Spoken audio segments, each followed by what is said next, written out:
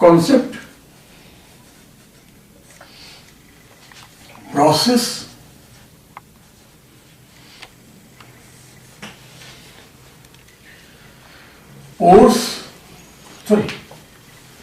concept, course, process,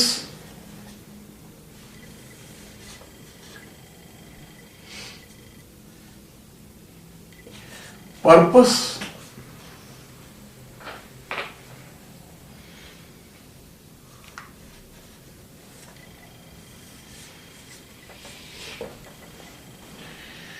फिर summary.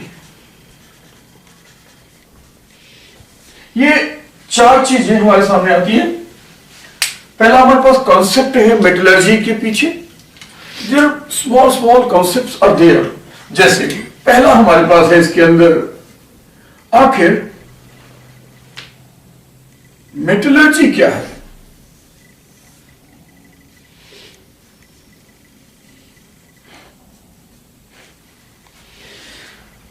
तो पहले मेटलर्जी की हम बात करते हैं। जैसे ही हमको मेटलर्जी मालूम हो जाती है कि metallurgy is the process of obtaining metal from their ores in pure form, तो जो कंप्लीट प्रोसेस है किसी भी मेटल को उसके ओर से ऑब्टेन करने के लिए प्योर फॉर्म में, that is said to be metallurgy. तो यहां पर हमारे पास एक टर्म आया ओर।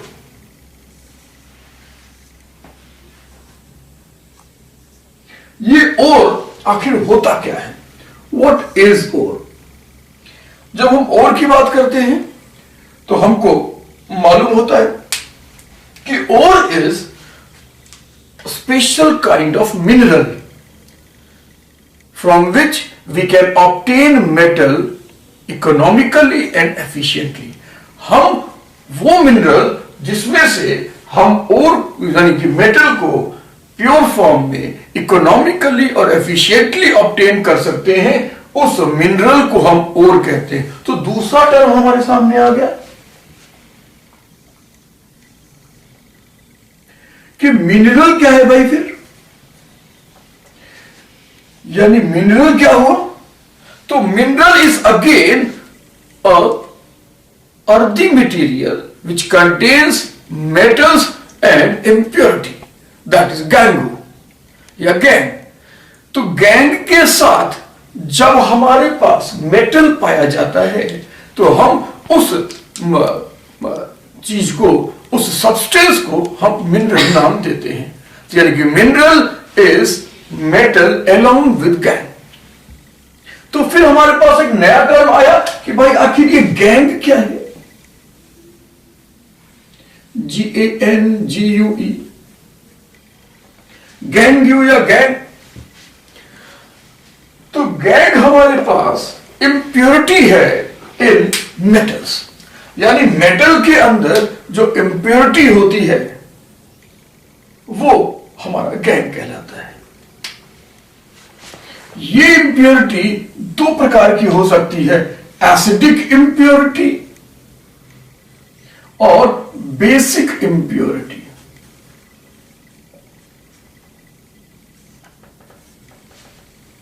तो एसिडिक इंप्योरिटी क्या है?